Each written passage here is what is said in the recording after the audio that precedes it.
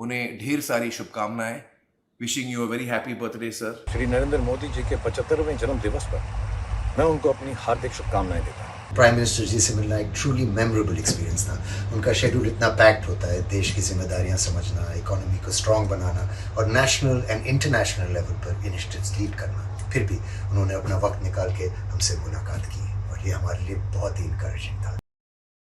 आज आदरणीय प्रधानमंत्री श्री नरेंद्र मोदी जी के 75वें जन्म दिवस पर मैं उनको अपनी हार्दिक शुभकामनाएं देता हूँ। और आपका जो सफ़र रहा है, जर्नी रही है, जो आपकी कहानी है, एक छोटे से शहर से लेकर ग्लोबल स्टेज तक, वो बहुत ही ज़्यादा इंस्पायरिंग है। इस कहानी में आपका डिसिप्लिन, आपकी मेहनत और अपने देश के प्रति डेडिकेशन दिखाई पड़ती है। तो सच तो ये है सर कि 75 साल की उम्र में जो आपकी पेस है, एनर्जी है, वो हम जैसे जवान लोगों को भी पीछे छोड़ देती है।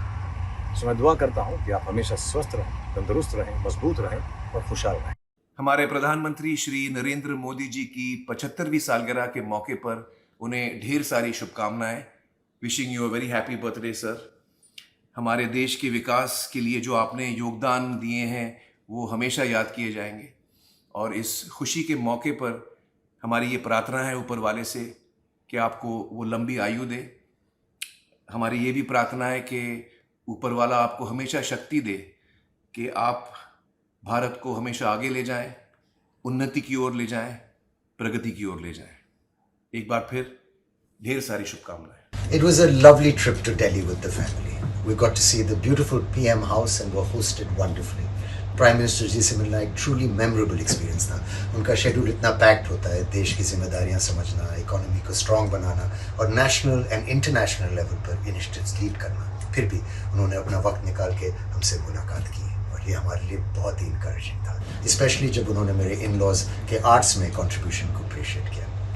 उन्होंने मेरे फादर के क्रिकेट कंट्रीब्यूशन के बारे में भी मुझसे बात की, मेरी माँ की सिनेमैटिक जर्नी के बारे में डिस्कस किया, और इतना ही नहीं, उन्होंने मेरे छोटे बच्चों तैमूर और जय को भी ढेर सारा प्यार दिया और उनके लिए ऑटोग्राफ भी साइन किया। ये सारी बातें आपके दिल को छू जाती हैं और एक यादगार लम्हा बनकर आपके दिल में बस जाती हैं। So it was a wonderful afternoon. उन्होंने हम सभी से मिलने के लिए अपना कीमती समय निकाला और हमें इनकरेज किया, and I would like to wish him all the best and hope to continue to support him in working so hard to make our country even greater. Thank you very much. Jai Hind.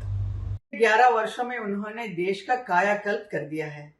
एक और जहां 25 करोड़ से अधिक लोग गरीबी रेखा से बाहर आए हैं, तो वहीं आज किसान, कामगार, महिला, युवा सभी का जीवन अभूतपूर्व रूप से समृद्ध और उज्जवल बन चुका है। Wishing you a very happy birthday honourable prime minister Narendra Modi ji. आपको जन्मदिन की ढेर सारी शुभकामनाएं। May your leadership continue to shape the future of our great nation and lead us toward even more progress. आपकी सेहत, शक्ति और सफलता सदा बनी रहे। Here's wishing a very happy birthday to our Honorable Prime Minister Shri Narendra Modi ji. I truly wish for your good health, long life and boundless energy so you can take our great nation to even greater heights. जय हिंद। आज वो सारी दुनिया जो है उनके बारे में बात करती है, जानते हैं, सब कुछ है, उनकी जो पोजीशन है। और यही एक गुण होता है ये बड़े आदमी के अंदर, इसलिए कि हमारे एक कॉन्सेप्ट है, बहुत ही नॉलेजेबल आदमी है। वो कहते थे कि मशहूर आदमियों में दो आदमी होते हैं, एक होता है बहुत ही ग्रेट आदमी होता है और एक होता है बहुत मशहूर आदमी जो होता है बड़ा आदमी होता है। तो बड़े आदमी के साथ बैठो तो ऐसा लगता है कि हम बहुत छोटे हैं, और ग्रेट आदमी के साथ बैठो तो ऐसा लगता है कि ये कोई हमारा अपना है। तो मोदी साहब को के साथ बैठने में कभी ऐसा ये नहीं होता था कि हम किसी बहुत बड़े आदमी के साथ बैठे हैं या कोई प्राइम मिनिस्टर के साथ बैठे हैं। बिल्कुल ऐसा लगता था कि कोई अपना आदमी है। And that is the great quality जो है ये, कि आदमी को ऑकवर्ड नहीं लगे या अपनी पोजीशन का उसका एहसास नहीं हो कि हम बहुत छोटे हैं। और ये so this quality he has got, बहुत ही अच्छी क्वालिटी है कि वो आदमी को बहुत जल्दी से कंफर्टेबल कर देते हैं बातचीत में। तो जब मेरे से भी जब उन्होंने कहा कि यार मुझे साहब आप मत बोलो, तुम मुझे कहो नरेंद्र भाई, जब वो प्राइम मिनिस्टर ने खैर उसके बाद हमने उनको कभी नरेंद्र भाई नहीं कहा, हम तो वही बोलते रहे मोदी साहब, और आज भी वही बोलते हैं और इंशाल्लाह बोलते ही रहेंगे। कला क्षेत्र में, संगीत क्षेत्र में बहुत सारे परिवर्तन आए। जब जब कोई भी प्रधानमंत्री, जब जब कोई भी देश का मुखिया आया, बहुत कुछ किया, लेकिन प्रधानमंत्री श्री नरेंद्र मोदी जी के कार्यकाल में जो बदलाव आए वो इतने प्रखर, इतने मुखर हैं कि कला और संगीत क्षेत्र की विशेषता देखिए कि कई गायक संसद में गए और गायकी को इतनी बड़ी वैल्यू दी गई कि जब प्रधानमंत्री जी ने अपने 9 रत्न चुने अलग अलग क्षेत्रों से, तो एक गायक भी आपका कैलाश खेर उनके 9 रत्नों में शुमारी हुई। हमने सपने देखे थे कि भारत ऐसा होगा, भारत वैसा होगा, पर हमें लगता नहीं था कि वो कभी पूरे होंगे। और जब से ये हमारे प्रधानमंत्री बने, प्रधान सेवक, तब से हमें दिख रहा है कि ये सपने पूरे होंगे। आज 75th बर्थडे है हमारा, तो ये जीत है हमारे देश की, हमारे भारत की। ऐसी हमारी डायरी है, ऐसे हमारे पेन हैं नामों वाले, ऐसे जो प्रधानमंत्री, मैं प्रे करता हूँ कि अगर मेरे भी 5-10 साल ऊपर वाला लाइफ के लेना चाहता है तो इन्हें बख्शे। ये हमारे देश को इतने ब्यूटीफुली आगे लेके जा रहे हैं। इनका ब्रेन, इनका यूथ, एक भी छुट्टी नहीं, एक भी प्रॉपर्टी नहीं, एक भी स्कैम नहीं, ऐसा प्रधानमंत्री हमें मिला। ये ऊपर वाले की देन है। मेरे पिताजी ने सपना देखा था 2011 में और मुझे बताया था कि भारत का बहुत बुरा हाल हो रहा है, बहुत स्कैम वैम चल रहे थे, और याद रखना कि मोदी जी आएंगे और 3 बार जीतेंगे।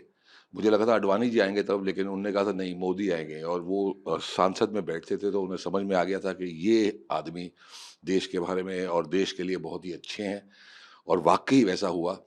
मैं रामलीला करने जा रहा हूँ और प्रे करता हूँ इस बार भी मोदी जी मुझे टिक्का लगाएं, हनुमान जी की सेवा में उतरूंगा। 2 बार वो लगा चुके हैं और बड़ी खुशी होती है सामने से जब मैं उन्हें देखता हूँ इतने करीब से। और पिछली बार तो उन्होंने मुझे पूछ भी लिया था कि हनुमान जी कहाँ लगाऊं टिक्का।